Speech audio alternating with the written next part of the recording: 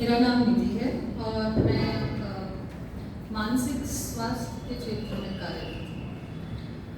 आज बात कर रहे हैं माइंडसेट की। पहले आप लोगों से समझना चाहूँगी कि जब आप माइंडसेट वर्ड दिख रहा है वहाँ पे, तो आप उससे क्या इन्फर कर रहे हैं? आपको क्या लग रहा है कि ये किस बारे में बात है? माइंडसेट है या माइंड को सेट करना है या क्या लग रहा है? क्या है माइंडसेट से आप समझ क्या रहे हैं? अगर मुझे एक दो रिस्पॉन्स मिले तो शायद बात को डेवलप करने में आसानी रहेगी। दृष्टिकोण, माइंडसेट से आप क्या समझ रहे हैं?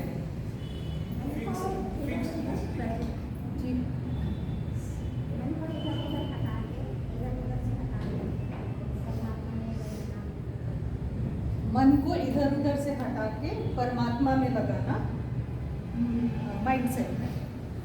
और कोई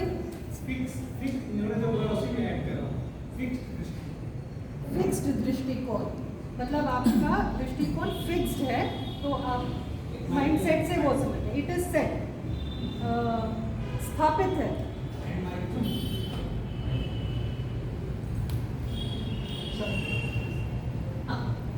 एनी अदर रिस्पॉन्स? ये स्थापित दृष्टिकोण है, मन को इधर उधर से हटा के फोकस करके एक जगह पे परमात्मा में, या एक स्टूडेंट को अपने सब्जेक्ट पे लगाना mindset. Any other response? Mindset से आप क्या समझ रहे हैं? जी, मन को एकाग्रित करना, मन को एकाग्रित करना, फोकस करना। ठीक है, concentration mindset. All responses are correct because ये माइंड है, ये मैथमेटिकल इक्वेशन नहीं है, तो जो आप समझ रहे हैं वो सही है।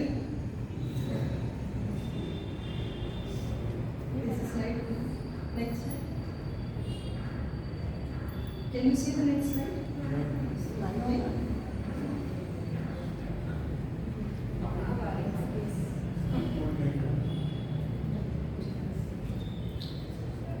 By the definition of psychology, mindset का मतलब है it's a colored lens through which we see the world.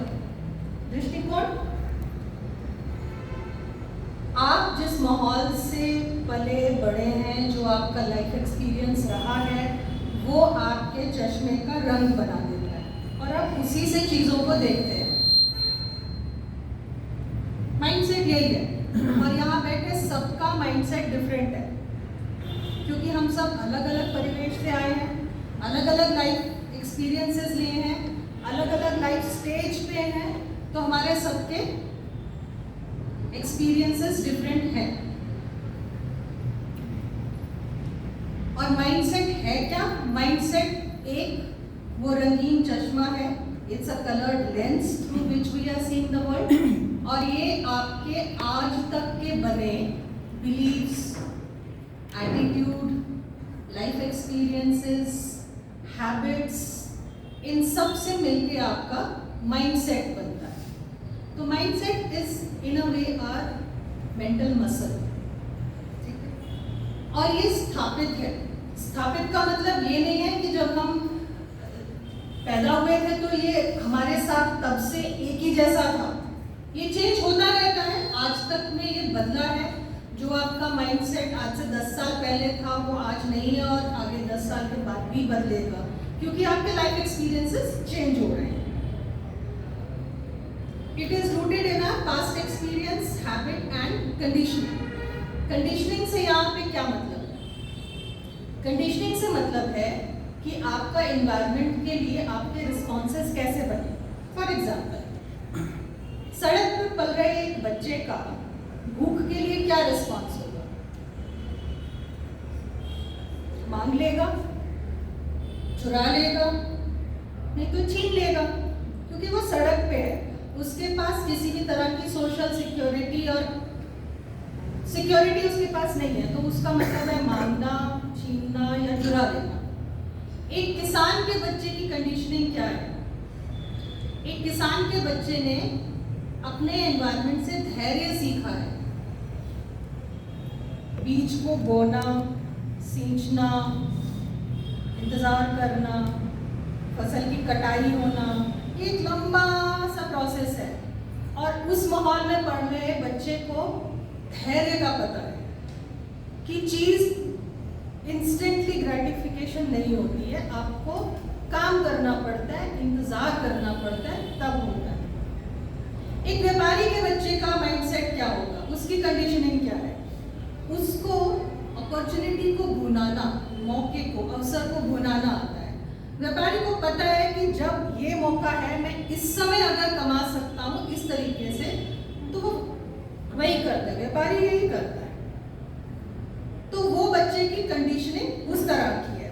इसका मतलब कि हम सब के सब अपने अपने चश्मे से दुनिया देख रहे हैं और सबका चश्मा अलग है।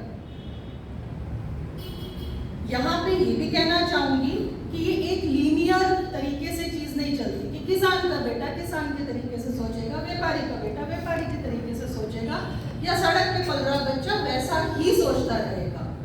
ऐसा नहीं है, इट्स अ कॉम्प्लेक्स थिंग। पर बेस उसके सोच का, उसके माहौल और उसके पालन पोषण के वातावरण से बनता है। ठीक है, ये चीज एस्टैब्लिश हो गई। अब इस मेंटल प्रोसेस को हम लोग कैसे करते हैं? जो हमारा इंटरनल चेंजेस हो रहे हैं, जैसे मान लीजिए मुझे अभी गर्मी लग रही है, एक इंटरनल है, मेरा फिजिकल इंटरनल रिस्पॉन्स है। तो उसका रिस्पॉन्स मेरा क्या है? शायद मैं ऐसे ऐसे मुंह पोंछूंगी या देखूंगी कि पंखा चल पड़े, तो ये मेरा रिस्पॉन्स है। या मुझे अगर लग रहा है कि जो बैठे हैं उनको मेरी बात नहीं समझ में आ रही है, तो शायद मैं और एफर्ट लगा के बात को समझाने की कोशिश करूंगी, तो मेरा रिस्पॉन्स आ रहा है उस चीज के लिए। So that way we have established till now that mindset is are established thoughts, beliefs, attitudes and condition that depends on our condition. अब इसके बाद हम लोग जो नेक्स्ट चीज को एस्टैब्लिश कर रहे हैं वो है कि हमारा रिस्पॉन्स जो है, हमारा जो बिहेवियर है वो किस चीज से आता है। अब एक बाहर का एनवायरनमेंट में एक इवेंट हुआ है और उससे मेरे अंदर एक फीलिंग जनरेट हुई है और फीलिंग के बाद मेरा एक बिहेवियर हुआ है। ये कॉन्सेप्ट क्लियर है? यहाँ तक किसी को कोई कंफ्यूजन तो नहीं हो रहा? एक इवेंट को देख के मेरा फीलिंग जनरेट होना और उस फीलिंग के साथ मेरा बिहेवियर आ जाना। पर लीनियर ऐसा नहीं है। What we do is something happened, an event happened, कुछ चेंज हुआ वातावरण में, उसको देख के मैंने क्या सोचा, मेरी इंटरप्रिटेशन उस इवेंट के लिए क्या है, उसके बाद मेरी फीलिंग और मेरा बिहेवियर होगा। और वो इंटरप्रिटेशन ही वो स्टेज है जहाँ पे सारा का सारा खेल होता है या the game changes there. For example, अगर इस कमरे में सांप दिखे तो मेरा रिस्पॉन्स डर होगा। एक सपेरे को दिखे तो उसका रिस्पॉन्स क्या होगा? उसको एक पैसा कमाने की अपॉर्चुनिटी मिल रही है। और एक हर्पेटोलॉजिस्ट को, herpetologist is someone who studies reptiles, उसका रिस्पॉन्स क्या होगा? उसे शायद एक्साइटमेंट होगी, उसको क्यूरियोसिटी होगी कि ये कौन सी स्पीशी है, क्या सांप है, मैं इसके बारे में और जानना चाहता हूँ। सांप है, यही कमरा है और 3 लोगों का उसके लिए रिस्पॉन्स, अंदर जो उनकी इंटरप्रिटेशन है सेम सांप को देख के डिफरेंट है और उसी से रिलेटेड उनकी फीलिंग जनरेट हुई। मेरे में डर, किसी में क्यूरियोसिटी, किसी में लोभ और एनीथिंग इन बिटवीन, कुछ भी हो सकता है इसमें से। तो फीलिंग जो जनरेट हुई उसका रीजन, उसकी जो स्टेज थी वो इंटरप्रिटेशन थी। और उसके बाद बिहेवियर, मेरा पीछे हट जाना, चिल्लाना या भाग पड़ना, सांप का उसकी तरफ जाना। और एक हर्पेटोलॉजिस्ट का मेरे ख्याल से अपना नोटबुक उठा के कुछ नोट लेना या अपने और जो उसके मेजर्स हैं उनसे उसके बारे में और जानने की कोशिश करना। तो आपका जो रिस्पॉन्स है चीज के लिए, वो उस चीज पे डिपेंड करता है कि आप उस इवेंट को इंटरप्रेट कैसे कर रहे हैं। ओके, तो अभी तक हमने दो चीजें एस्टैब्लिश की हैं। एक तो है कि माइंडसेट क्या है, कंडीशनिंग क्या है, और हमारा थॉट प्रोसेस जो है वो इवेंट से नहीं है रिलेटेड, वो इवेंट की इंटरप्रिटेशन से रिलेटेड है। अच्छा, अब ये सारा ज्ञान जान के how do we use it? आपका माइंडसेट है जो कि आपका बहुत पर्सनल माइंडसेट है, इसके बारे में अगर आपको कोई और बता रहा है तो how is it being useful for you? मतलब अगर इसका हम एक फिजिकल ऑर्गन के साथ पैरेलल ड्रॉ करें तो कोई आपको बताए कि ये दो आपकी टांगे हैं, ये आपके बहुत काम की हैं, आप इनके साथ चल सकते हैं, बैठ सकते हैं, चाहे तो दौड़ सकते हैं, तो आप भी पूछेंगे कि हाँ ये मुझे पता है कि मेरी टांगे हैं, मैं इनके साथ ये काम कर सकता हूँ। अगर टांगों में तकलीफ है तो आप डॉक्टर के पास जाएंगे सलाह लेने के लिए कि बताइए अब मैं क्या करूँ, ये जो इनका काम है ये वो नहीं कर पा रही है ठीक से। अब हम लोग इसी तरीके से अपने मेंटल मसल की बात कर रहे हैं। आपका माइंडसेट क्या है ऑलमोस्ट आपको पता है, या नहीं पता तो आप जान रहे हैं। We are all in the process. उस अवेयरनेस इंट्रोस्पेक्शन में हम लोग कर रहे होते हैं। पर अब इस चीज का, इस पूरी कॉन्वर्सेशन का हमारे लिए फायदा क्या है? आपकी टांग के बारे में अगर मैं आपको बताऊं तो वो कोई यूजफुल नहीं है, पर अगर आपको एक फिजिकल ट्रेनर या एक जिम इंस्ट्रक्टर, एक कोच बताए कि ये जो आपकी टांगे हैं ये आप अगर मजबूत कर लें तो इससे आपके शरीर के बाकी हिस्सों में भी असर पड़ेगा, आप ज़्यादा स्ट्रॉन्ग महसूस कर पाएंगे, ज़्यादा देर खड़े होकर काम कर पाएंगे, आपका स्वास्थ्य जो है वो इम्प्रूव होगा, तो आपको इंटरेस्ट आएगा कि हाँ अब बताओ कि ये मेरी टांगे जो हैं मैं इनको और कैसे स्ट्रॉन्ग बना सकता हूँ। ठीक, तो इस समय हम लोग अपने थाई मसल्स नहीं, अपने मेंटल मसल के बारे में बात करेंगे। इसका ये मतलब है कि अगर मैं इसके बारे में और जान पाऊँ कि मैं अपनी थिंकिंग में कहाँ पे एरर को रेक्टिफाई कर सकती हूँ। एक तो बात हुई कंडीशनिंग की, जिसका मतलब है अगर मैं कंडीशनिंग और बाकी इन सारी चीज़ों के बारे में और बात करूँ तो that would be more of analysis of the issue. क्यों, कैसे, किस लिए ऐसा बना, मेरा आज का बिहेवियर क्यों है, ठीक है वो ज़रूरी है। पर आज की डेट में अगर हम लोग ये बात करें कि जो मेरे पास है, जो आज का मेरा मेंटल सेट है, माइंड सेट है, इसको मैं एरर रेक्टिफिकेशन क्या कर सकती हूँ कि जिससे मेरे को ये ज़्यादा प्रोडक्टिव लगे। एरर रेक्टिफिकेशन में इट्स कॉल्ड कॉग्निटिव डिस्टॉर्शन या फिर एरर इन थिंकिंग प्रोसेस, जिसको कि हम थोड़ा सा समझने की कोशिश करेंगे और देखेंगे कि इनमें से कौन कौन से थॉट्स, एरर जो है हमारे रोज के रूटीन में एप्लीकेबल है और इनको हम किस तरीके से चेंज कर सकते हैं क्वेश्चन करके for our own use, for our own advantage. अच्छा, सबसे पहले इसमें आ रहा है, इज इट क्लियर है? All or nothing. All or nothing इज कि चीजें या ब्लैक है या वाइट है, इसके बीच में कुछ नहीं है। या आप ये चूज करें या आप ये चूज करें, in between there is no grey zone. Example के तौर पे आई केम अक्रॉस अ लेडी जिसका कहना ये था अपने हस्बैंड से कि अगर आप मेरे को अहमियत देते हैं, आप मुझसे वाकई प्यार करते हैं और मेरे साथ जिंदगी बिताना चाहते हैं, तो रोज ऑफिस से आते हुए मेरे लिए एक फूल और एक चॉकलेट लेके आएंगे। और अगर आप ऐसा नहीं करते तो इसका ये मतलब है कि आप मेरे साथ नहीं करते, आप मेरे साथ रहना नहीं चाहते हैं। तो this is something very absurd. कौन रोज ऑफिस से आता हुआ एक फूल और एक चॉकलेट लेके आ सकता है? और चीजें बिगड़ी, ये मनगढ़ंत नहीं, ये वाकई एक रियल किस्सा है जो I have come across this, कि उसका रिस्पॉन्स इस चीज के लिए बहुत एक्सट्रीम था। उसका नाराज होना, खाना ना बनाना, रोज लड़ाई होना, और बात सेपरेशन तक पहुंची, क्योंकि उसके दिमाग में यही था, जो कि कंडीशनिंग जैसे मूवीज में और हर जगह दिखाया जाता है कि अगर आप एक साथ हैं तो आपको रोज जताना है कि हाँ हम साथ हैं और मैं तुमको उतना ही पसंद करता हूँ जितना कल पसंद करता हूँ। This is black and white, ये रियल नहीं है।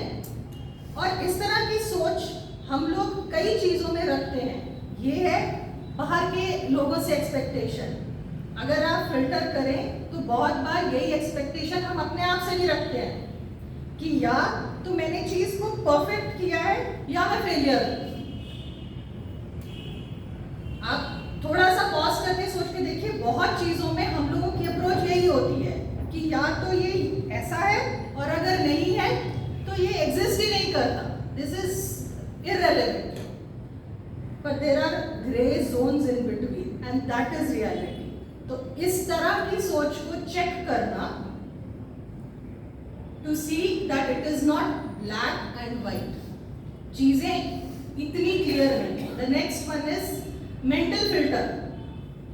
Mental filter का मतलब है कि पूरे पिक्चर में से सिर्फ एक एरिया जो आपको रेलेवेंट लग रहा है, आपने सिर्फ उसको अपनी सच्चाई बना लिया है, बाकी की पिक्चर जो है वो छूट गई है।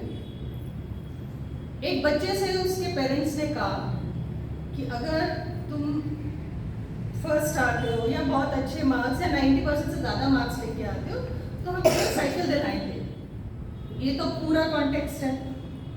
अब बच्चे का दिमाग क्या चल रहा है, मुझे साइकिल मिलेगी, मैं कौन से रंग की साइकिल लूँगा, मैं कौन सी कंपनी की साइकिल लूँगा, साइकिल में कितने गियर हो, मैं तेज से दौड़ाता हुआ कहाँ चला जाऊँगा, किस किस को दिखाऊंगा। और उसकी सच्चाई सिर्फ उस साइकिल को डिफाइन करने में लगी।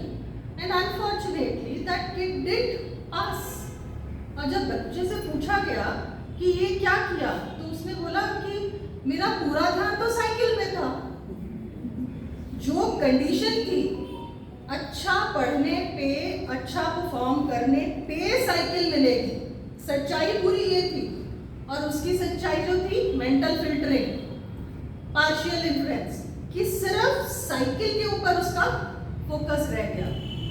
सोच के देखिए, कई कॉन्टेक्स्ट में हम अपने साथ और दूसरों के साथ ये मेंटल फिल्टर यूज करते हैं। पार्शियल और सच्चाई का सिर्फ एक टुकड़ा जो मेरे लिए रेलेवेंट है वो मेरी पूरी सच्चाई बन जाती है और मैं उसी के हिसाब से ऑपरेट करती हूँ और सोचती हूँ कि बाकी सब भी उसी के साथ हिसाब से ऑपरेट करें। It is very important not to filter that mentally. सच्चाई पूरी वो फोटो है जिसमें बहुत सारी चीजें इन्वॉल्व हैं। The next one is jumping to conclusions, which is mind reading. अगर उसने मेरे मैसेज का जवाब नहीं दिया तो वो मुझसे नाराज है। कई बार होता है, किसी को मैसेज किया, कॉल किया या किसी की तरफ देख के साथ हिलाया हाथ और आपको रिस्पॉन्स नहीं मिला या डिलेड रिस्पॉन्स है, तो इमीडिएट क्या आता है, उसने मेरे को देख के हेलो नहीं बोला, नमस्ते नहीं बोली, मेरी बात का जवाब नहीं दिया, मेरे टेक्स्ट का रिप्लाई नहीं किया, जरूर कोई बात है, वो जरूर मुझसे नाराज है या जरूर उसने मुझे वहां पे कुछ कहते हुए देख लिया है। और इसी तरीके का जंपिंग टू कंक्लूजन्स हम लोग अपने लिए भी करते हैं, but mostly we do it for others, but we need to give time to us. Now the next slide will talk about how do we question these things. ये सब है errors। हम लोग इस समय बात कर रहे हैं कि thinking faults क्या है, distortions क्या है। Next we will be talking about कि हम इनको question कैसे कर सकते हैं to bring it to normalcy. Okay. Next is emotional reasoning. Emotional reasoning is चीज को एक इमोशनल लेबल दे देना। जैसे जैसे कि मैं टाइम पे नहीं पहुंच पाई, मैं हूं ही आलसी। किया जाता है ऐसे, मैं ये नहीं कर पाई तो अपने लिए एक टैग। या फिर बहुत बार होता है कि जब बच्चे अच्छा परफॉर्म नहीं कर पा रहे हैं या आपके एक्सपेक्टेशन पे नहीं आ पा रहे हैं या कुछ भी एक्सट्रीम है या कुछ भी है, तो माँ बाप सबसे पहले क्या कहते हैं, हमारे पालने में कुछ, बड़ा करने में कुछ कमी रह गई। सबसे पहले ये चीज इमोशनली अपने ऊपर लेते हैं और इसी तरीके से हम लोग इसमें अपने आप को लेबलिंग भी दे देते हैं कि मैं अच्छी माँ नहीं हूँ। अगर मैंने बहुत कॉन्टेक्स्ट में, घर में आप ये चीज अक्सर देखते हो, स्पेशली पेरेंटिंग में ये चीज बहुत आती है कि माँ बाप बहुत जल्दी अपने आप को लेबल और अपने आप को इमोशनली उस चीज के लिए टैग कर लेते हैं कि अगर बच्चा नहीं ठीक से कर पा रहा है, पीटीएम में अगर कुछ भी इनपुट ऐसी आ गई है या बच्चे की performance in profession, in married life, in school कुछ भी हिला है, तो पेरेंट्स सबसे पहले अपने आप को क्वेश्चन और अपने आप को लेबल करना शुरू कर देते हैं।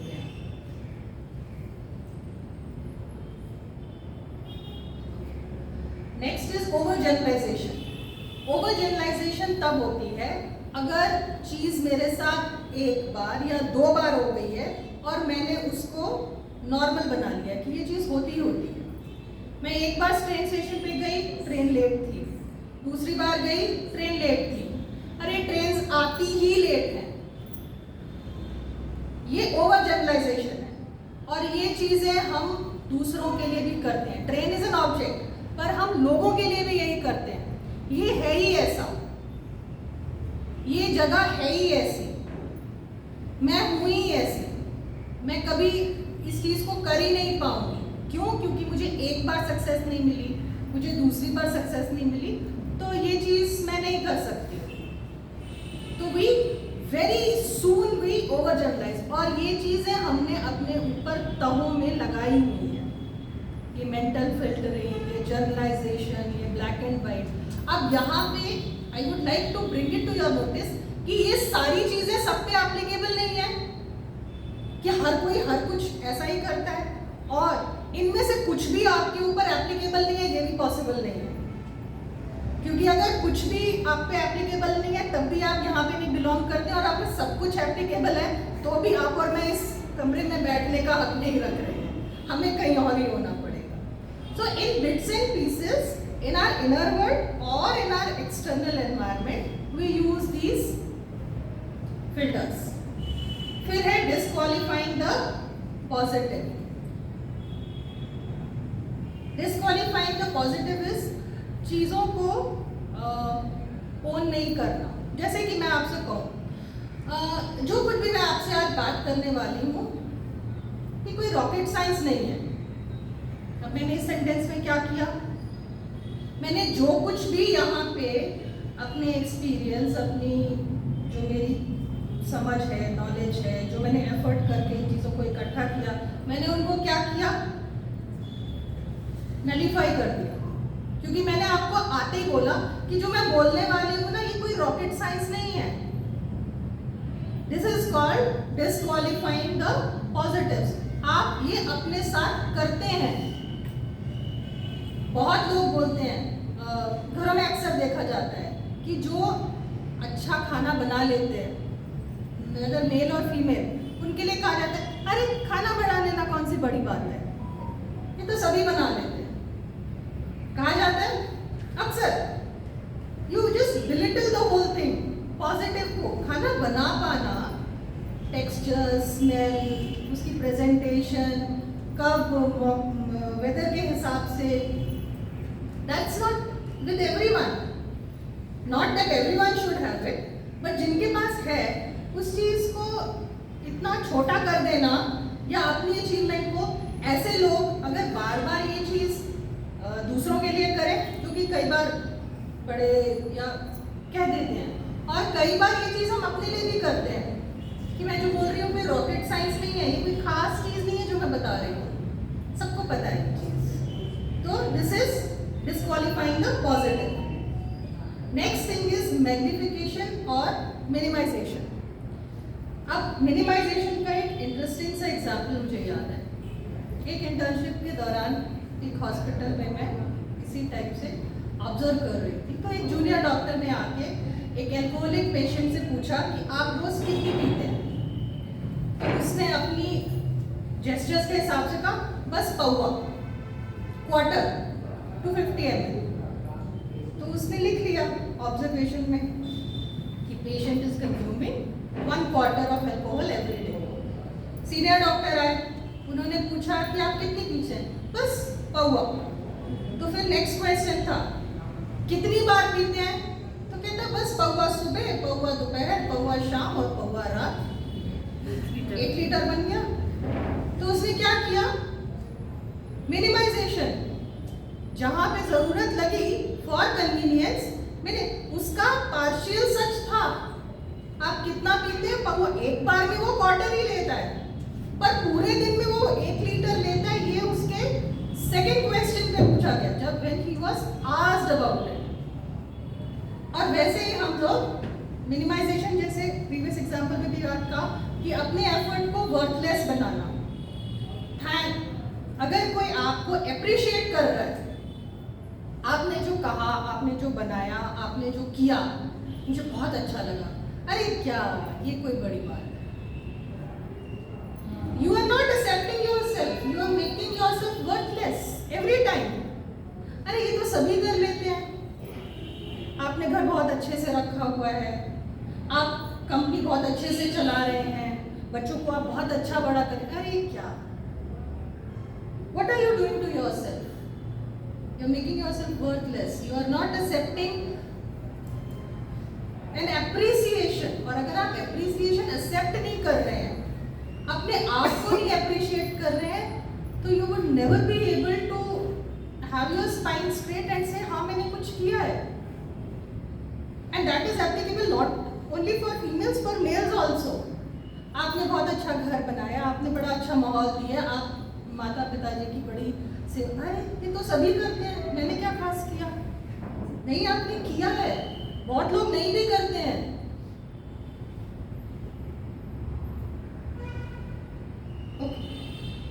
एक नेक्स्ट इज शुड और मस्ट। ये बहुत भारी है।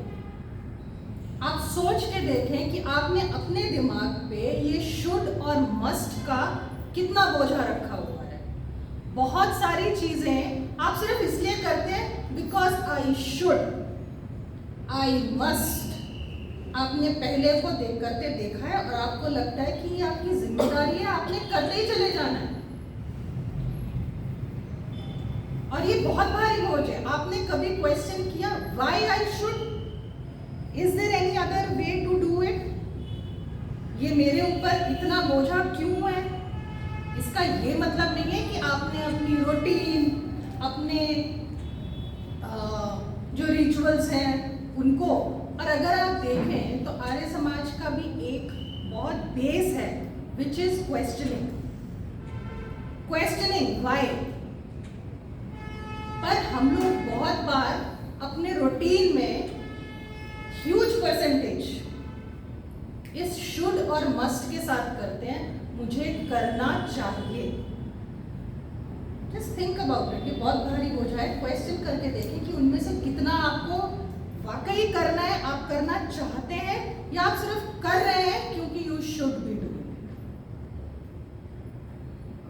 नाउ पर्सनलाइजेशन में we did all these errors are actually not independent, they overlap। कहीं पे आपको किसी चीज का ओवरलैपिंग मिलेगा, कहीं पे किसी का मिलेगा, कहीं पे कुछ एलिमेंट ये है, कुछ एलिमेंट ये है। तो पर्सनलाइजेशन में भी बहुत जल्दी आ जाता है, oh this is my fault. Picnic वाले दिन बारिश हो गई, oh I should have selected another day, this was not in my control. Picnic वाले दिन बारिश हो गई, ये मेरा हाथ में नहीं था, but habitually blaming self, putting the fault on myself, या फिर दूसरों पे, ये है ही ऐसे, इसके कारण ही होता है। और इंटरेस्टिंग चीज ये है कि बच्चे अक्सर माओ के साथ करते हैं। मतलब ऑन अ लाइटर नोट, मेरी बेटी कुछ भी हो जाए, मामा आपके कारण, तो एक बार मैंने उसे बोला, मैं कहा बेटा श्रीनगर में काली बर्फ गिरी है, शायद मेरे कारण नहीं है, क्योंकि है और बच्चे बड़े कन्वीनियंटली करते हैं और हम हंस के टाल देते हैं।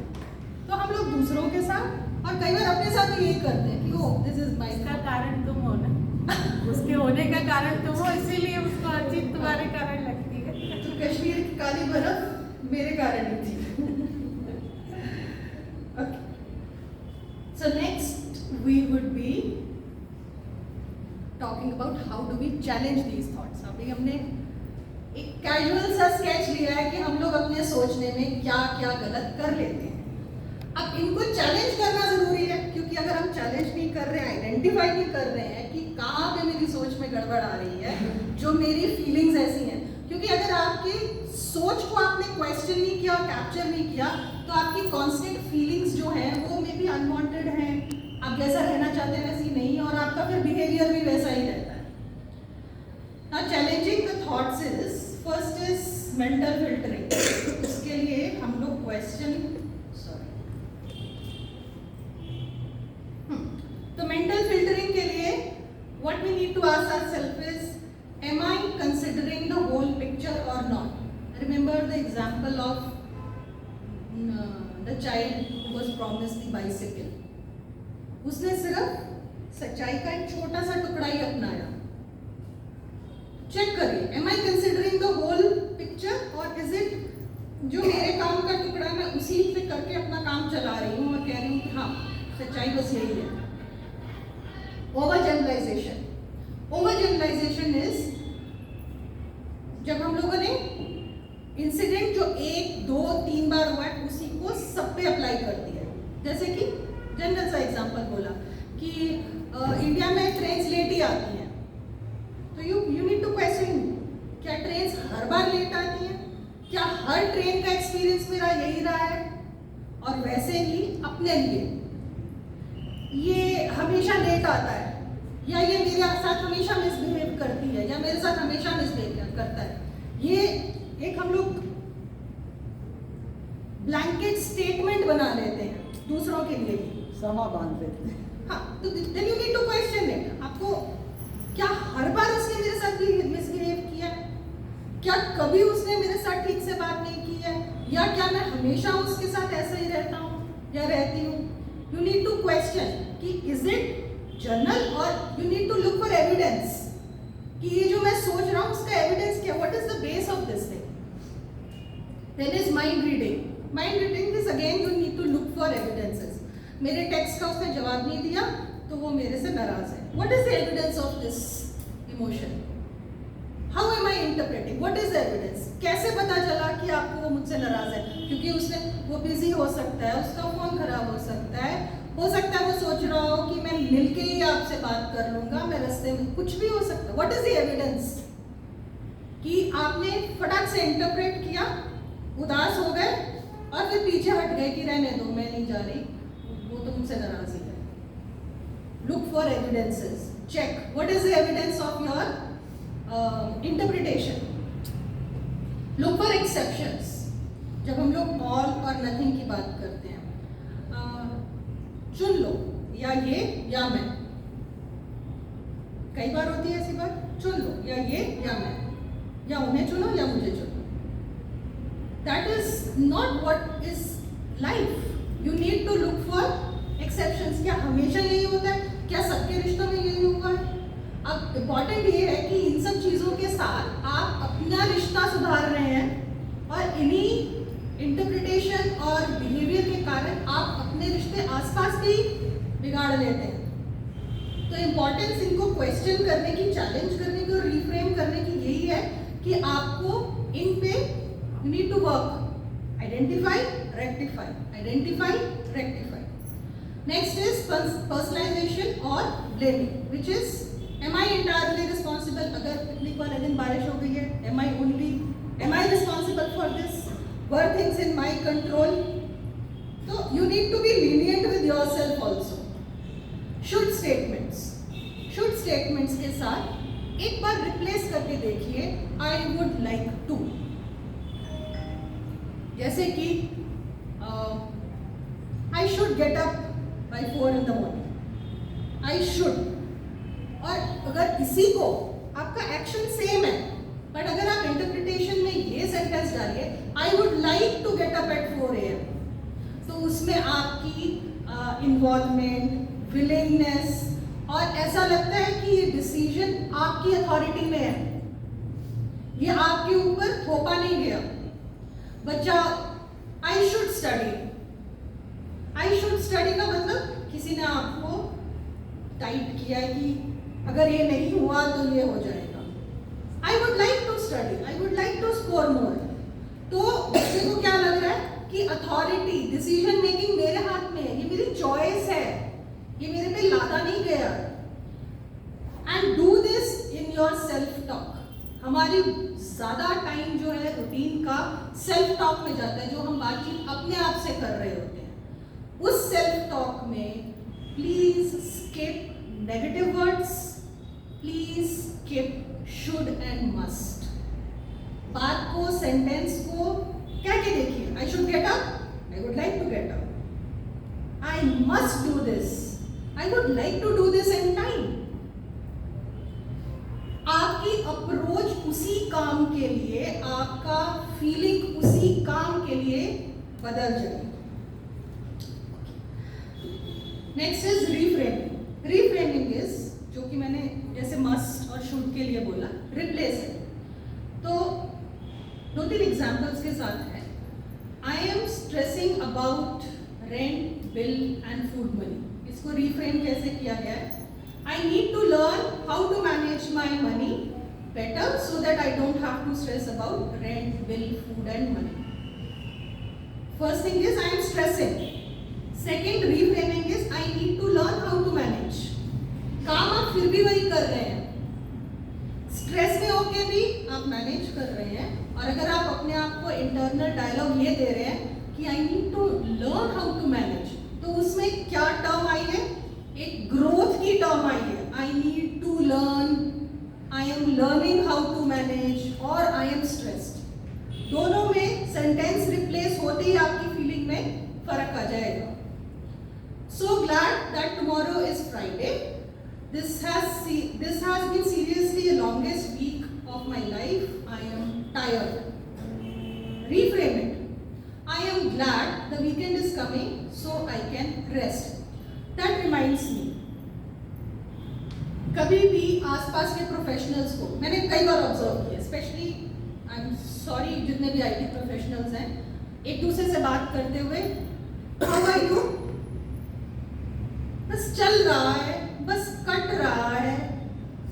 आप नहीं काट रहे हैं, आप नहीं चल रहे हैं। एक बार कहते हुए देखिए कि अच्छा चल रहा है, अच्छा लगने लगेगा। बस गोइंग ऑन, आपको महसूस, आप कहना ही नहीं चाह रहे हैं कि दिन अच्छा है, मैं अच्छा हूँ, ठीक चल रहा है, रोज का काम हो रहा है ना, जिंदगी बड़ी अच्छी चल रही है। पर ये कहना इतना मुश्किल है कि मैं ठीक हूँ, बहुत मुश्किल है। और मैंने ये प्रोफेशनल्स में देखा जैसे उनको लगता है कि इट इज इन टू से सो। ये कह देना कि हाँ मेरा काम अच्छा चल रहा है, शायद I don't know whether they think it's jinxed, whether they think it is not in trend or whatever, कह देना हाँ ठीक है। मुझे याद है कि इट्स अ पर्सनल एग्जांपल, मेरी नाना जो थे मेरे, उनको काफ़ी लेटर स्टेजेस पे प्रॉब्लम थी और बहुत ज़्यादा प्रॉब्लम थी, और नानी उनका पूरा ध्यान रख रही थी। और उस समय भी मुझे याद है कि अगर नानी से कोई पूछे कि आप कैसी हैं, तो वो कहती थी भला है, बहुत अच्छा है, भगवान ने बड़ा अच्छा रखा। तो मैं सोचती थी कि रोजाना रात भर ये जागती है, ये इतना देखती है, इनके मुंह से निकलता कैसे है? पर उन्होंने कभी नहीं कहा हाय मेरा ये दुख रहा है, हाय मैं यहाँ परेशान हूँ, हाय मैं वहाँ परेशान हूँ। उनको गए बहुत साल हो गए, पर उनकी ये बात आज तक मेरे साथ है कि जब कोई पूछे तो कभी मत कहो हाय, बस कट रही, कह के तो देखो, अच्छा लगने लगेगा, चीजें जो आसपास है वही अच्छी लगने लगेगी। The next one is I am going to stop procrastinating. Procrastinating is जब आप चीजों को टालते रहते हैं, और हम लोगों में सब में होता है कि हम चीजें टाल रहे हैं, procrastinate कर रहे हैं। ये कहना I am now going to stop procrastinating. Replace the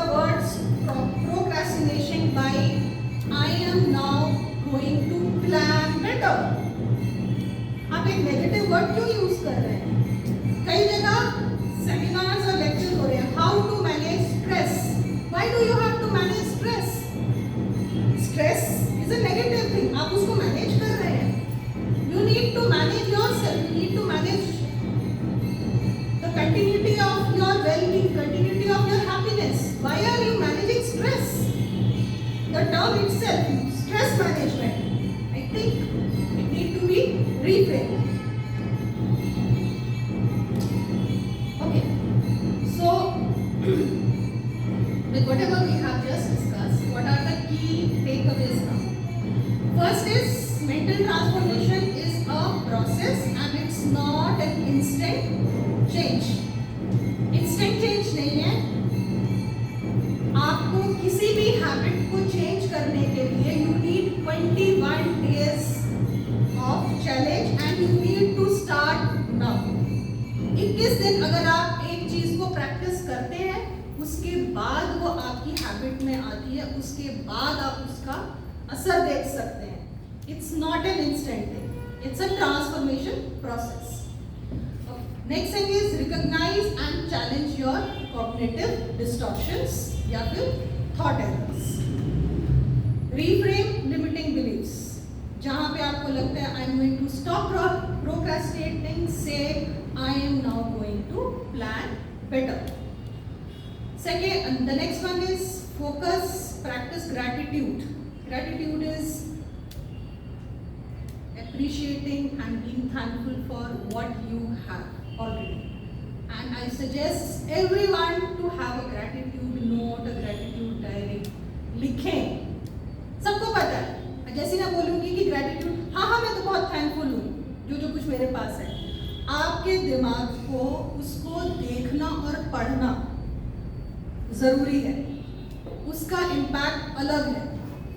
जानते तो बहुत कुछ है अंदर, पर बहुत सारी एक्सरसाइजेस, बहुत सारी एक्टिविटीज में जो आपके थॉट्स अंदर हैं उनको बाहर रखना जरूरी है. जैसे कि कहा जाता है प्रॉब्लम सॉल्विंग के लिए अपनी प्रॉब्लम्स को लिखो, बताओ, फिर आप उनके मैप्स और कनेक्ट्स ढूंढते हो, हेल्प्स यू रिजॉल्व. उसी तरीके से जिस भी चीज के लिए आपके अंदर थैंकफुलनेस है, ग्रैटिट्यूड है, लिखें. बार बार लिखें, बार बार पढ़ें. The next one is avoid using negative language. I think we need to reframe it by saying use positive affirmative language. अपनी self talk में negative words गायब. अपने से जब बात करें be mindful. The previous statement was avoid using negative language. ये एक नेगेटिव सेंटेंस है. Use positive affirmative language. This is what you need to do. आपके वर्ड्स पॉजिटिव होने चाहिए. आप अपने आप को एक treat in a child inside you, उसमें आप जो फीड कर रहे हैं वो आ रहा है. लाइक अ गार्डन जिसमें सीड्स हैं. अगर आप उसमें पॉजिटिव सीड्स डाल रहे हैं तो you will have vibrant flowers. अगर आप उसमें नेगेटिव सीड्स डाल रहे हैं तो वो खर पतवार वीड सब वही निकलेगा. So just be mindful कि आप अंदर डाल क्या रहे हैं. और words, language, they have major impact. आप किसी से जरा सा मीठा बोल के उसके साथ रेपो बना सकते हैं, उसको रिलैक्स कर सकते हैं. जो काम बाहर कर रहे हैं वो अंदर के लिए क्यों नहीं कर रहे हैं. अपने लिए भी मीठा बोलें, अपने लिए भी अच्छा बोलें, अपने लिए भी पॉजिटिव बोलें. आप अच्छा महसूस करेंगे, और जब आप अच्छा महसूस करेंगे तो आपका बिहेवियर अच्छा रहेगा. You would spread that. Okay, that's the end of our conversation about mindset. पर यहाँ पे एक इंसिडेंट जो मुझे बहुत अच्छा लगा शेयर करना चाहूँगी. This is about Dashrath Manjhi. आप में से कईयों ने उनके बारे में पढ़ा सुना होगा. दशरथ मांझी बिहार के गया के जिले के एक गांव में रहते थे, और इनके साथ एक मिसहैपनिंग हुई. इनकी जो पत्नी थी वो एक पहाड़ से गिरी और उनको मेडिकल हेल्प के लिए ले जाने के लिए जो रास्ता था वो 80 किलोमीटर दूर था, और वहाँ तक वो नहीं ले जा पाए, या जब तक ले जा पाए पत्नी का देहांत हो चुका था. अब ये 80 किलोमीटर का रास्ता सबको पता था. इस गांव से उस गांव में जाने के लिए 80 किलोमीटर का लंबा रास्ता है, और एक पहाड़ी है जिसको आप नहीं क्रॉस कर सकते हो वैसे। तो सबका माइंडसेट क्या था, ये पहाड़ है तो हमको इधर से ही जाना है। दशरथ मांझी ने छेना हथौड़ी लेके उस पहाड़ को तोड़ के बीच में से एक रास्ता निकाला है। आज वो रोड है और आज उसका नाम दशरथ मांझी के नाम से है। पूजा होती है इसकी। और गैस कीजिए उन्होंने कितने साल में ये काम किया है, छेना हथौड़ी और 50 साल। गहलौर में वो रहते थे और वजीरपुर वो गांव था जहाँ पे बेसिक सारी फैसिलिटीज थी। पत्नी गिरी और 80 किलोमीटर का रास्ता ये नहीं क्रॉस कर पाए। और आज जो उन्होंने पहाड़ के बीच में से तोड़ के रास्ता बनाया है वो मात्र 2 किलोमीटर है। 80 किलोमीटर। गहलौर और वजीरपुर अब सिर्फ 2 किलोमीटर में कवर होते हैं। ये 365 फुट लंबी सड़क 2 किलोमीटर उन्होंने करके दिखाया और ये उनका माइंडसेट था। आई होप माइंडसेट और उसके अराउंड जो हमने बातचीत और डिस्कशन किया है has been useful to you, but here there is a सीटी कॉल टू एक्शन। अभी आप लोगों को एक चीज डिसाइड करनी पड़ेगी, कोई एक मेंटल डिस्टॉर्शन चूज जिसके ऊपर आप कमिंग नेक्स्ट वीक में काम करेंगे। और काम क्या करना है, छेनी और वो हथौड़ी लेके कोई पत्थर नहीं तोड़ना, सिर्फ आपने अपने ऊपर काम करना है। Choose one thing, if you would like to share it, share it. If you don't want to share it, that's okay, just raise your hand and inform me I have selected something that I want to rectify, reframe, and I will start working on it from the coming week. Take 2 minutes, think about one thing. अगर आप ये action इस moment में नहीं ले रहे हैं तो जो पिछले 1 घंटे में बातचीत हुई है बेकार है। It's of absolute no use, क्योंकि ये चीजें आपको बहुत जगह मिलती है। ज्ञान तो आजकल सब तरफ बरस रहा है, पर इस समय just take 2 minutes.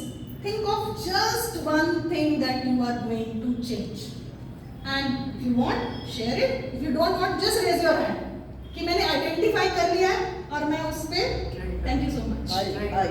Thank you so much. Thank you so much if you have decided, if you have identified it, and if you have decided. I'm really glad this is a successful conversation. Thank you so much.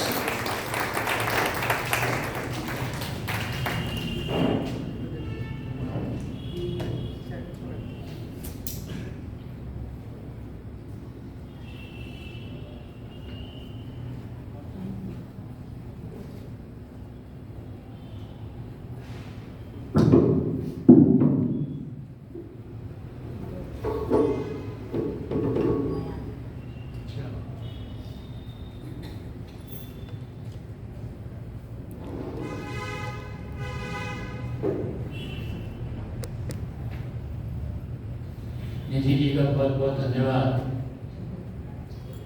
एक सामान्य धारणा ये होती है कि जब हम किसी धार्मिक मंच के अंदर होते हैं, धार्मिक सभा में होते हैं, तो एक आम धारणा होती है कि आज का विज्ञान, आज का मनोविज्ञान और हमारा धर्म ये सब एक दूसरे से भिन्न है। मुझे अभी महर्षि दयानंद की एक बात याद आ रही थी कि हमारे एक बहुत बड़े विद्वान हुए हैं युधिष्ठिर जी मीमांसक, और यह भावना हमारे पौराणिक जगत में बहुत पूरी तरह से जो है खर्च की हुई है कि धर्म और ये विज्ञान, मनोविज्ञान, इनका आपस में जो है कोई संबंध जो है नहीं है, एक दूसरे के विपरीत है। तो महर्षि दयानंद ने ऋग्वेदादि भाष्य भूमिका में और यजुर्वेद के भाष्य के अंदर कुछ बातें कही जो आधुनिक विज्ञान से युक्त थी। और एक दो बात ये भी कही जो उस समय जब उन्होंने लिखा था तो उस समय विज्ञान ने उस बात को नहीं कहा था, बाद में उस बात को कहा भी है। तो यह प्रसंग आता है ऋषि के ग्रंथों के अंदर कि एक मंत्र के अंदर जो है वो पाठ किया गया, उसके अंदर कहा गया कि गौ शब्द से जो है पृथ्वी का अर्थ लेकर के पृथ्वी आदि लोकांतर करके महर्षि दयानंद उसका जो है वो अर्थ करते हैं, व्याख्या करते हैं कि यह जो है वो सूर्य के चारों तरफ चक्कर काट रही है। तो हमारे जगत गुरु शंकराचार्य और स्वामी कर्पात्री जी इन्होंने कहा कि यह तो हमारे धर्म के विरुद्ध है, हमारे धर्म के अनुसार तो सूर्य पृथ्वी के चक्कर काटता है। और उनका कहीं पर जो है वो होता था मासिक जो है अधिवेशन या कुछ युधिष्ठिर मीमांसक जी जाते थे, एक बार उनको कोई निबंध पढ़ना था तो और इधर उन्होंने आर्य समाज की चुनौती दी कि यह जो भाष्य है, ये जो अर्थ है, ये गलत है। तो अचानक जो है उन्होंने आर्य समाज के विद्वानों को चुनौती दी, पता नहीं वो पहुंची नहीं पहुंची, क्या हुआ है। युधिष्ठिर मीमांसक जी तो अपना निबंध पढ़ने आए थे, आर्य समाज वाले पहुंचे, साहब कोई विद्वान आए नहीं, आप देखो। बोले भाई मैं तो निबंध पढ़ने आया हूँ। खैर उन्होंने बात करी और वहाँ पर जो है उन्होंने इस बात को सिद्ध किया कि देखो महर्षि दयानंद का जो भाष्य है ये सही है, क्योंकि विज्ञान भी इस बात को प्रतिपादित करता है। और उन्होंने इस बात को कहा, फिर उन्होंने उसके खैर लंबा चौड़ा वो तो डिस्क्रिप्शन है वो नहीं, लेकिन इस बात को स्वीकार किया। और दयानंद ने अपने भाष्य में ये भी लिखा कि सूर्य भी स्वयं जो है वो गति करता है, चक्कर काटता है। उस समय यह फैक्ट जो है नहीं लाया गया था, बाद में विज्ञान में भी ये फैक्ट जो है स्वीकार किया गया था। तो मेरा निवेदन ये है कि विज्ञान और धर्म, तो आज निधि जी ने जो मनोदशा मनोभाव से चल करके वो पूरी मनोवैज्ञानिक प्रक्रिया क्या होनी चाहिए इसके बारे में जो उन्होंने अपना विशद अध्ययन है उसके जो बारे में कहा, तो मैं आपसे निवेदन करूं कि हमारा वैदिक सिद्धांत भी जो है इस बात को मंत्र कहता है, ये जागृतो दूरमुदयति दैवम तदुसुप्तस्य तथैवेति दूरंगम ज्योतिषाम ज्योतिरेकम तन्मे मनः शिव संकल्पमस्तु। और इन सब तो मनो दशा क्या है आपकी, क्या मनोभाव होने चाहिए और उन मनोभावों से क्या शिव संकल्प तक पहुंचने के लिए कौन कौन से रास्ते बताए गए हैं और बीच में क्या क्या वास्तविकताएं हमारे देखने को मिलती हैं। जैसा कि अभी निधि जी ने जो है वो एक उदाहरण दिया था, वो क्या था इमोशनल थिंकिंग वाला, और कि हमारे इमोशंस किस तरह से हमारे ऊपर हावी हो जाते हैं। और उन्होंने एक उदाहरण दिया था चॉकलेट का और पुष्प का, कि पत्नी ने यह अपेक्षा की थी। तो वहाँ तो केवल मात्र अदालत तक की बात पहुँची थी। और मैं एक सही किस्सा वो सुनाता हूँ कि एक पत्नी आज के हमारे मोदी जी के विचारों से पूरी तरह से जो है उसकी अनुगामी थी। वो पत्नी से ज़्यादा स्वच्छता को, सफाई को प्यार करती थी। और अचानक फ्लैट में रहती थी, अपार्टमेंट में, उसने सफाई करवाई थी अपनी मेड सर्वेंट से, धुलवाया था, पोछा लगवाया था, वो गीला था। पतिदेव कहीं से जो है खेल करके आ रहे थे, वीकेंड था, तो उनके पैर गंदे थे। उन्होंने रोकना चाहा, वो अपने ध्यान में थे रोके। और अपने क्या मनोदशा थी उस समय कि उसको इतना गुस्सा आया पत्नी को कि अदालत में जाने की जरूरत नहीं पड़ी, पिस्तौल लेकर के और शूट कर दिया अपने पति को। तो ये वस्तु स्थिति जो है जो आपने बताया, तो हमारा भी जो मनोविज्ञान है वो प्रारंभ से लेकर मनुष्य की 3 वृत्तियों से जो है प्रवृत्तियों से प्रारंभ होता है, सत्वगुण, रजोगुण, तमोगुण। लेकिन जब हम समाज के अंदर प्रवेश करते हैं, समाज शास्त्र की तरफ चलते हैं, तो वो जो मनोवैज्ञानिक हमारी मनोप्रवृत्ति हैं वो 3 के स्थान पर 4 भाग में जो है बढ़ जाती हैं।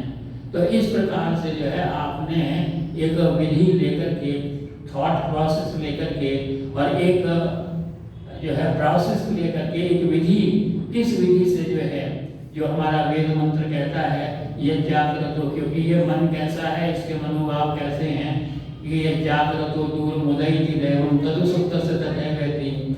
अरे जागते वक्त तो छोड़ दीजिए, सोते हुए भी ये जो है मीलों जो है योजनों जो है चक्कर काटता रहता है हमारे मन।